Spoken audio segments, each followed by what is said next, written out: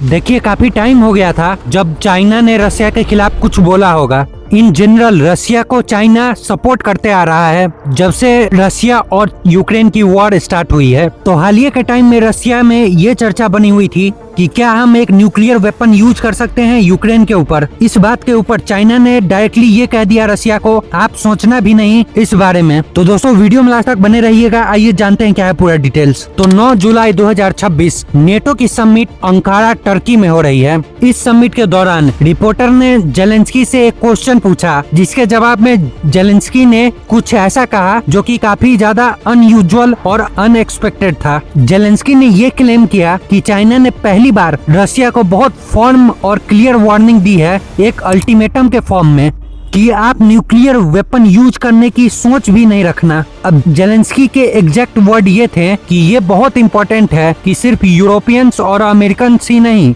बल्कि रसिया के जो न्यूक्लियर थ्रेट हैं उस पे चाइना भी रिस्पॉन्ड कर रहा है। और मुझे ये लगता है कि ये पहली बार है जब चाइना ने इतना क्लियर और फर्म एक अल्टीमेटम के फॉर्म में न्यूक्लियर वेपन ना यूज करने की बात रसिया को कही है। अब आइए समझते हैं कि चाइना ऐसा क्यों कह सकता है। तो देखिए हालिया के टाइम में यूक्रेन ने रसिया के ऊपर मैसिव ड्रोन अटैक्स किए थे, जिसके वजह से रसिया की जो एनर्जी इंफ्रास्ट्रक्चर है वो हेवली इम्पैक्ट हुई थी। इसके बाद से रसिया में और रशियन मीडिया में काफी एक डिस्कशन तेज हो गई थी कि क्या हम एक टैक्टिकल न्यूक्लियर वेपन यूक्रेन के ऊपर यूज कर सकते हैं। और इस यूज के सोच को जस्टिफाई करने के लिए वो यूक्रेन के रशियन एनर्जी इंफ्रास्ट्रक्चर को टारगेट करने की बात कह रहे थे। अगर फॉर इंस्टेंस मान लें हम कि अगर न्यूक्लियर वेपन रशिया ने यूज कर दिया तो जो पूरी वर्ल्ड है, पूरे वर्ल्ड में केओस हो जाएगी। जो दुनिया की अभी करंट ऑर्डर है वो पूरी तरीके से चेंज हो जाएगी। इसमें चाइना भी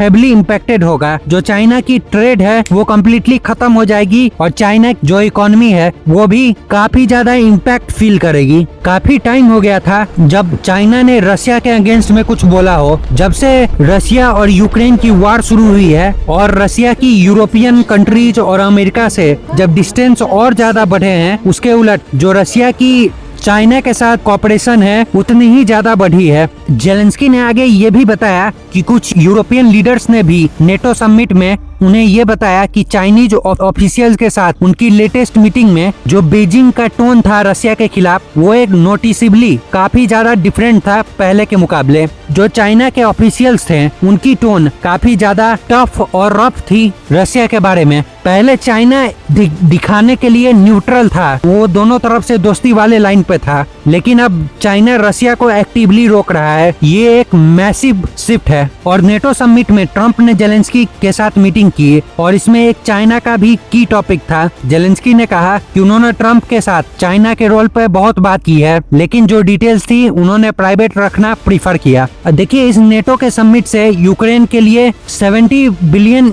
यूरोज की मिलिट्री एड डिक्लेयर की गई है, जो कि 2026 और 2027 दोनों के लिए है। देखिए जो न्यूक्लियर वेपन की यूज है उसे कोई भी कंट्री सपोर्ट नहीं करेगी, लेकिन आप खुद रसिया के जगह रह के सोचिए कि अगर किसी भी कंट्री पे उसके एग्जिस्टेंस पे क्वेश्चन आ जाए, क्या वो कंट्री अपने आप को बचाने के लिए एक नेसेसरी स्टेप नहीं उठाएगा। आज के टाइम में रसिया अकेले पूरे यूरोप और अमेरिका के साथ लड़ाई कर रहा है, कितने हजारों सैंक्शंस झेल रहा है। रसिया की इकोनॉमी दिन प्रतिदिन बद से बदतर होते जा रही है। हालिया में उनके एनर्जी इंफ्रास्ट्रक्चर भी डैमेज हुई है। तो एक न्यूक्लियर वेपन यूज करने को कोई जस्टिफाई नहीं कर सकता है, लेकिन अगर बात एग्जिस्टेंस की आए तो मन में एक ख्याल जरूर आता है कि क्या हमें ये करना चाहिए। तो दोस्तों अभी के लिए बस इतना ही। मैं आप सभी से पूछना चाहूंगा कि क्या रसिया की एक न्यूक्लियर वेपन यूज करने की सोच सही है या फिर गलत। कमेंट में अपनी राय जरूर लिखिएगा। जय हिंद, जय भारत।